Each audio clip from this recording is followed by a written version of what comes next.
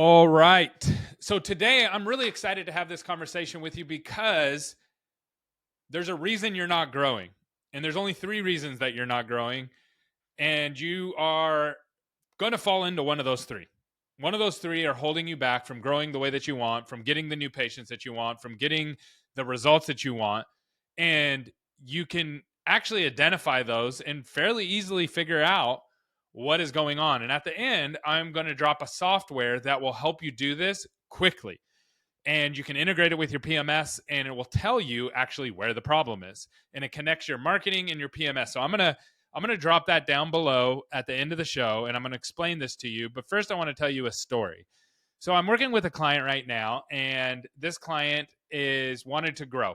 They average about 5 new patients a month before working with us and their goal was to get to 20. Last month we were able to help them get almost to their goal, 17 new patients, and then they put in their notice. And this was shocking, right? It's like, hey, we're moving in the right direction. Things are working. Why would you put in your notice when things are working, right? And they had a bunch of reasons I'm not going to go into today, but it's interesting that a lot of times people don't realize what they want along the way. They don't understand how to ask for what they want. And this happens with patients, right? Patients don't know how to ask for the right kind of dentistry. They don't know the right questions to ask on the phone, all those kind of things. When a patient calls into the office and asks, how much is Invisalign? That doesn't mean they're horrible patients. It just means they don't know what else to ask. They don't know to ask all the clinical questions, right? They just don't know. So they ask about price. And dentists are the same way. A lot of times they don't know what to ask. So this office spent just a little bit over $9,000 with us, and they were able to produce almost $50,000 in production, produce 19 patients walking through the door, and then again almost hitting their new patient goal, which was awesome.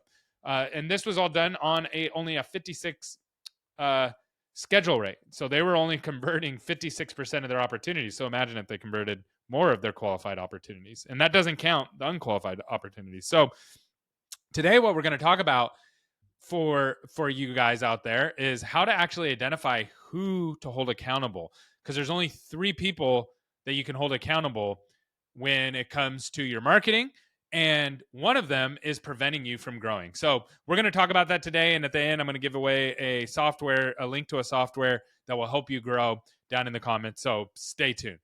Welcome back to another episode of Dental Marketing Go. I'm your host, Gary Bird. I'm the owner of SMC National, where we help offices just like yours level the playing field against the big guys out there so you can grow the way that you want, but you can't grow if you don't know who to hold accountable. You got to be able to know who to hold accountable if you're not growing, and there's only 3 people that you can hold accountable. Number 1 is the marketing company.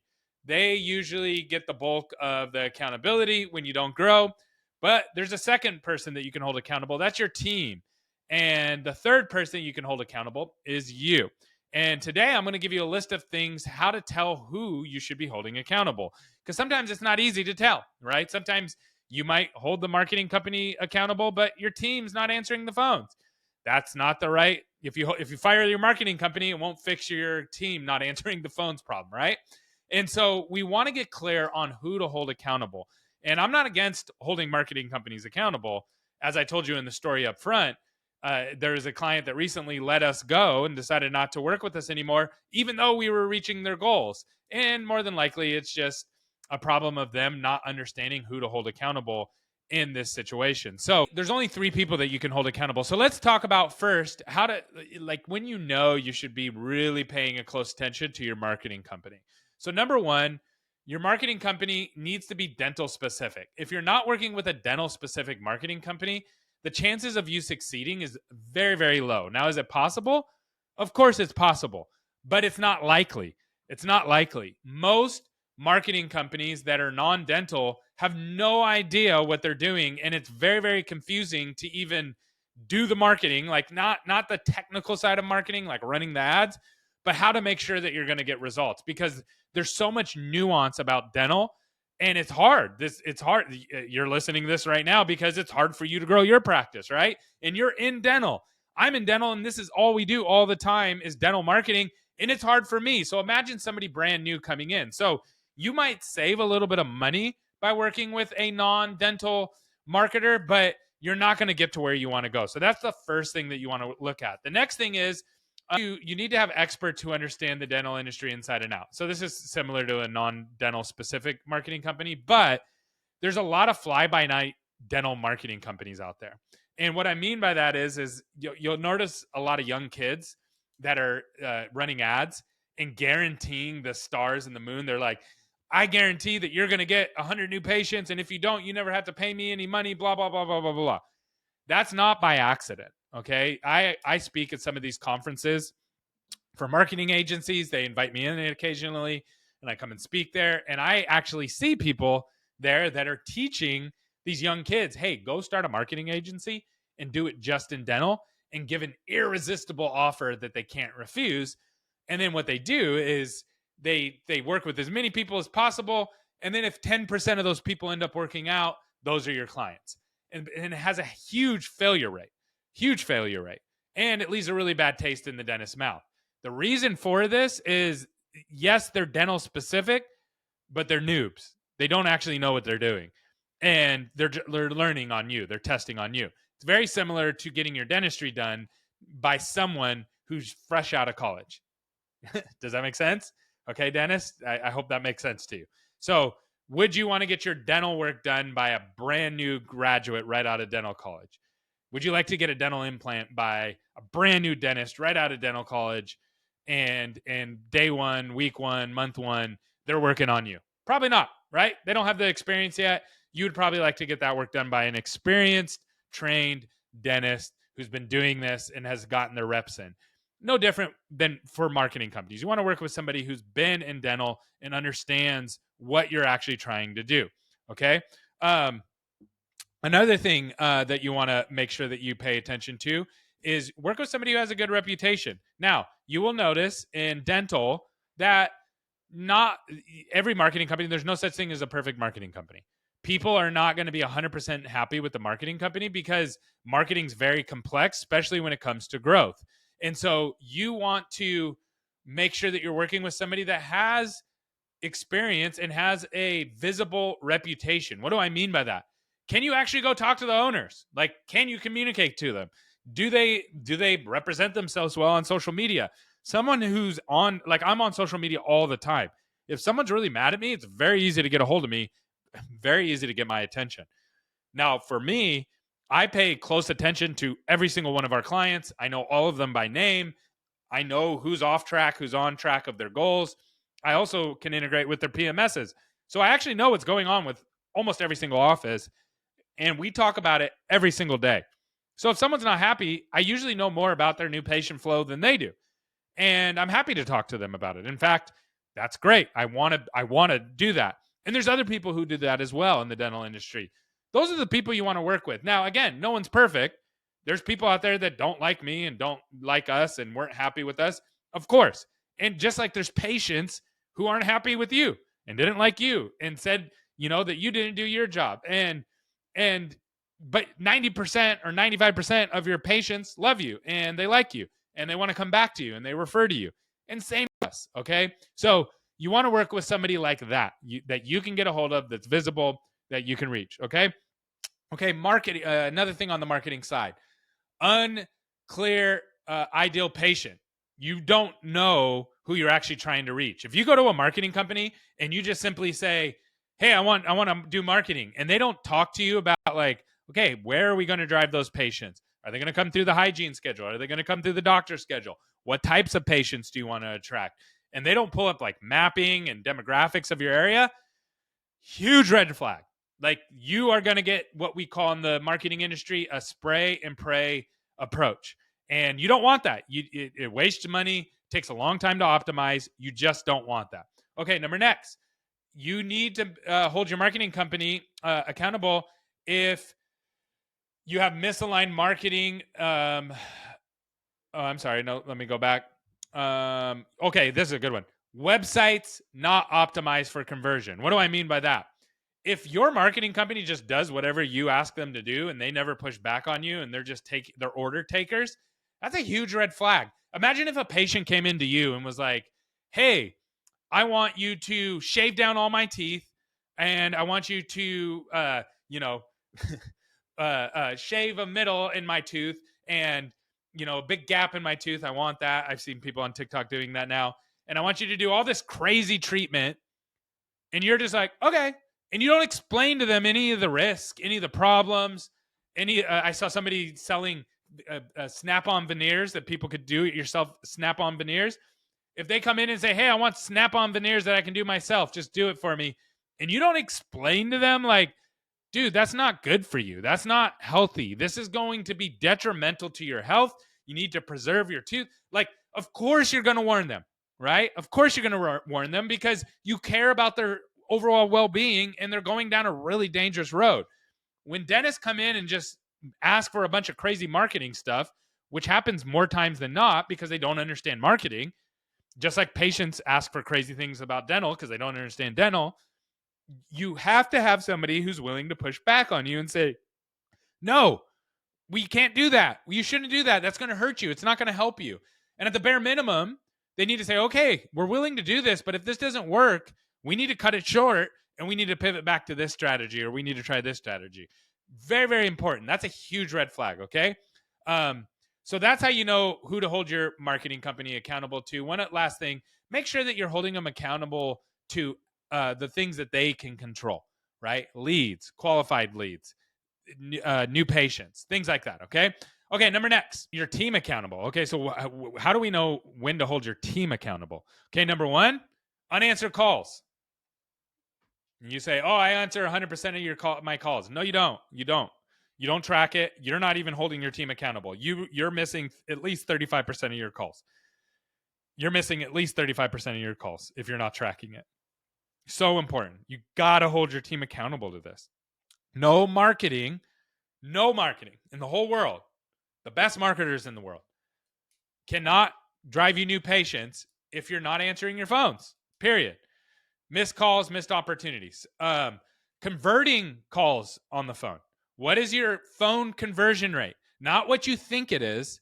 What is the actual phone conversion rate? This happens to me all the time. People come to us, pay us $5,000, $10,000, $20,000 a month.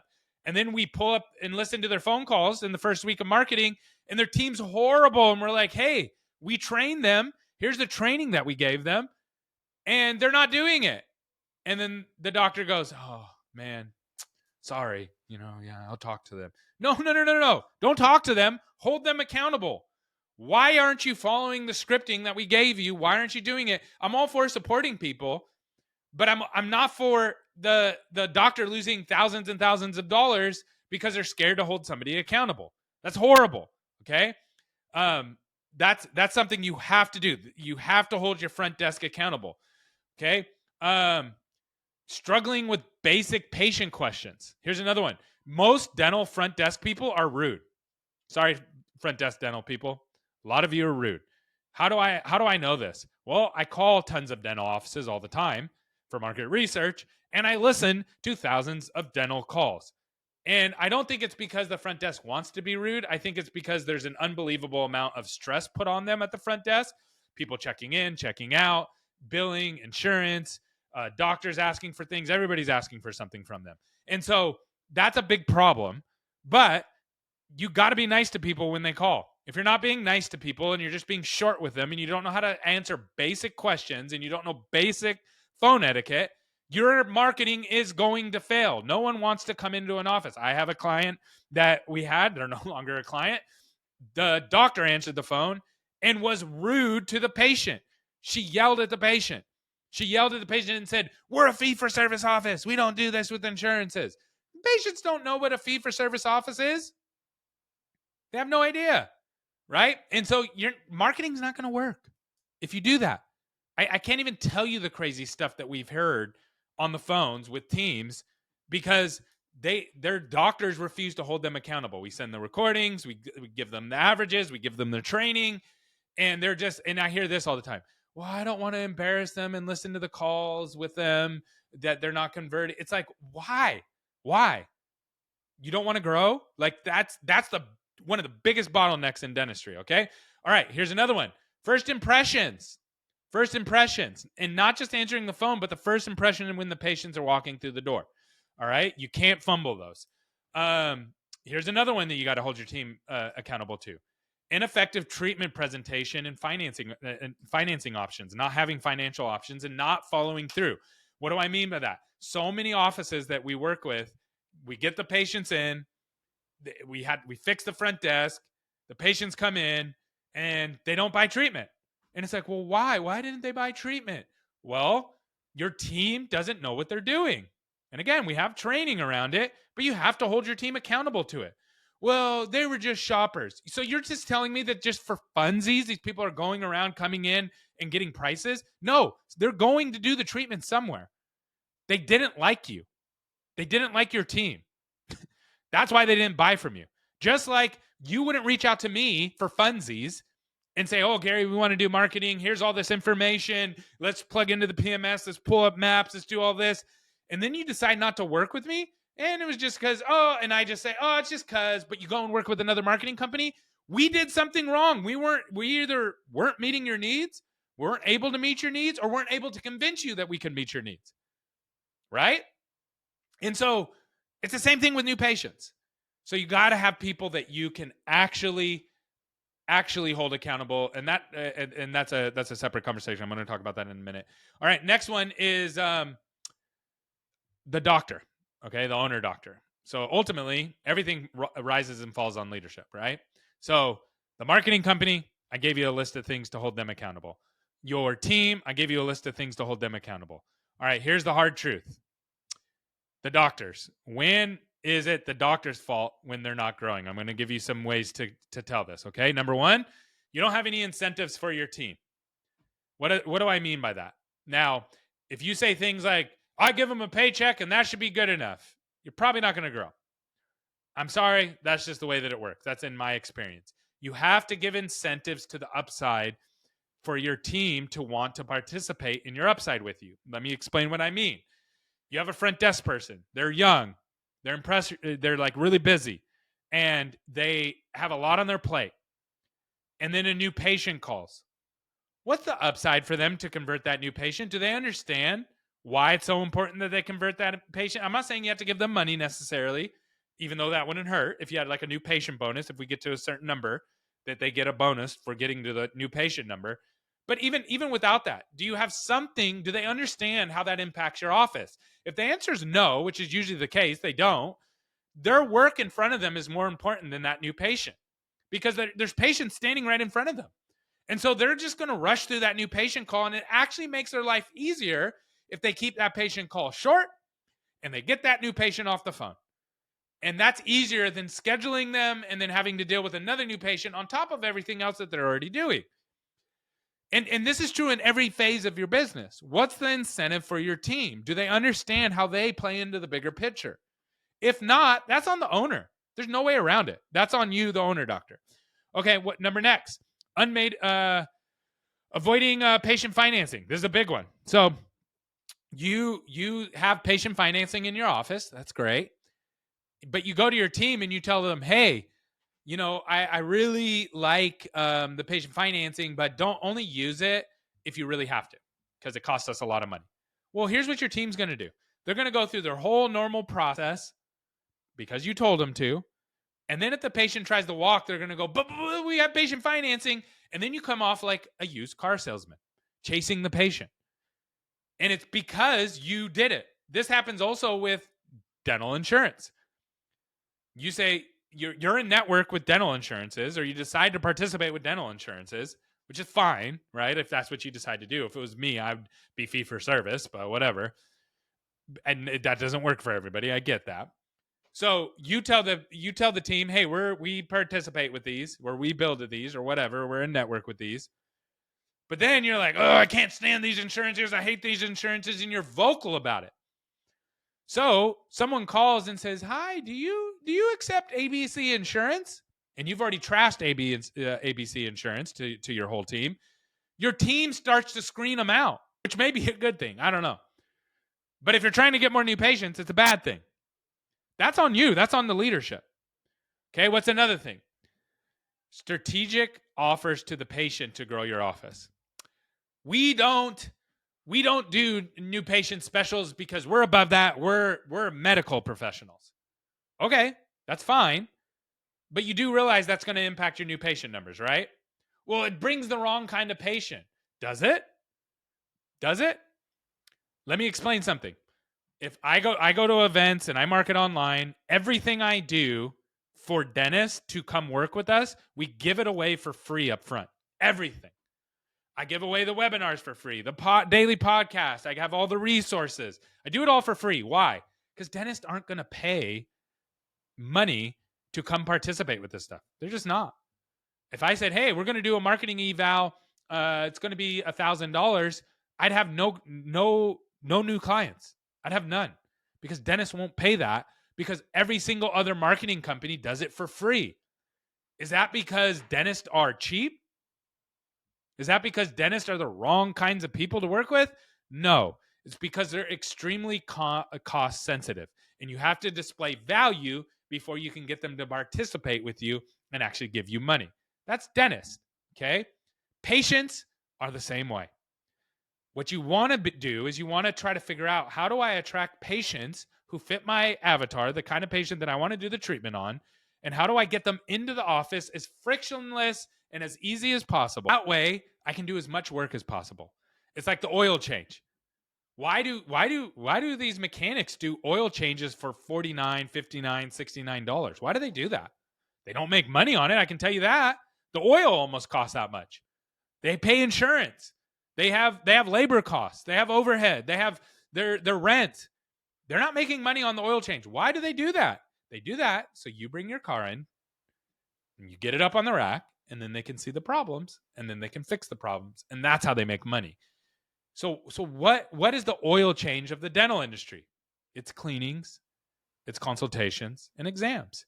In every single market, you can go online and look at all the dentists right around you, and you can basically see how much people are charging for those things. It's very transparent pricing. But how much is a bridge? Somebody called one of my friends. They know I'm in dental marketing. They're like, Gary, how much is a bridge? I'm like, I have no idea how much a bridge is. I've never seen anybody like advertise pricing for a bridge. I don't know. A crown, I know ballpark. I know Invisalign and some of the bigger treatments, but everything in between, I don't. Fillings, I know probably within a couple $100, right? Patients have no idea the pricing of that stuff. So if you get really good with your marketing, you can actually target people who can afford treatment. You get them in on a cleaning, a reduced cost on cleaning. They don't look at that and go, oh, I want a coupon. They're just like, oh, that's a good deal. Just like you go in on the coupon on the oil change, and then you get work done on your car. It's not because you're a bad customer. It's not because you're a coupon shopper, you're the worst kind of mechanic. No, you just want an oil change, and you know you're not going to pay $300, $400 for an oil change. Never. You would never do that. Why? Because you know that's not what the value of an oil change is, because there's people out there doing them for $59. Your patients are no different. Now, I wouldn't do a free cleaning in a really low income area. That'll mess up your office. I wouldn't do a free exam and x-ray in a really low income area. That will mess you up, right? That is an issue. But outside of that, you need this to be successful. All right, number next. Constantly changing your marketing strategies. I just had somebody, I went through this with somebody just recently, and they wanted to get to a certain new patient number. And within a month and a half, we were able to get them really close to their new patient numbers. And guess what? They quit. Why are you quitting? Oh, because you know what? We didn't hit this particular financial number. And it's like, well, I can't control your overall production. You realize that, right? Your overall production in your dental office is not predicated on the new patients that you're seeing this month. The production in your office is partially your new patients this month, partially existing patients this month, and then a bunch of insurance and billing and other things that happened 2-3 months ago. So when you have a good month, it's not just because of what happened in that month. It's because of what led into the month prior to that and that month. So we were getting really close to their new patient numbers, and then they started making changes. No, I want to focus on ROI. No, I want to focus on total new patients. No, I want to do this kind of treatment instead of that one. Trending in the right way. Keep building on that trend. Don't just change everything. Okay. What else do you need to know that you are the problem as the owner? Power of referrals. This is a big one. Okay. ignoring the problem of referrals. What do I mean by that? Um, let's be honest. The best patients in the world are patient referrals, not marketing patients. Marketing patients are low trust patients. Marketing patient referrals are high trust patients. So you want to get as many of those as you can as possible. So if you're getting less than 40% of your new patients from patient referrals, patients don't like you unless you're a brand new office. They don't like you. Sorry. That's not me. That has nothing to do with me. It has nothing to do with the marketing. The idea is for me, people like me to send you new patients and for you to turn those marketing new patients from low trust to high trust, and then they refer you more new patients. That's the goal. That is the goal. But if all you're getting is marketing new patients and you can't turn those into patient referrals, you have a problem internally. You have a problem internally. Okay, I'm done beating you up on that one. Marketing team accountable. I already hit on that one. You got to hold your team accountable. You cannot be scared of your team and grow. Won't ever happen. Lack of systems around scheduling. This is a big one. You have to be able to do block scheduling. You have to be able to do block scheduling, and you got to help your team do that. They're not going to be able to do that. And this is the last one. You have to be able to implement systems. Okay, so this happens all the time. We go to work with a doctor. The doctor says, great, we're really excited to work together. Then they punt us to somebody in their team. We work with their team and we unveil that, hey, you got a lot of system problems. That's why you're not growing. We need to change these systems. But the team member doesn't have the ability to change the actual systems. It's not their job. They don't have the authority to make those system changes. So they just sit there and they struggle to articulate it to the doctor. They don't understand the complexity of it, or else they would have called it out a long time ago. And so we go back to the owner doctor and we're like, hey, you got a problem. You got these system problems. Okay, we'll meet about it. They missed the meeting. I'm busy. Well, guess what? You just lost thousands of dollars in marketing opportunities because we're sitting on a system change and no one's here to make the decision. There's no decision makers. That's a problem. Okay. So how do I know all this stuff? How have I learned all this stuff? I've learned all this stuff because I use a software called trackable.io. It's a CRM that literally visualizes everything that I just told you. It'll tell you who to hold accountable. It'll show you who's to blame. It'll show you if it's a marketing problem. It'll show you if it's a team problem. It'll also reveal to you, and you can ignore it if you want, if it's a you problem. And so it'll visualize it in data. It's so cool. Okay. I've learned all these things that I listed today from this software. So if you want to take a look at this software, let me know.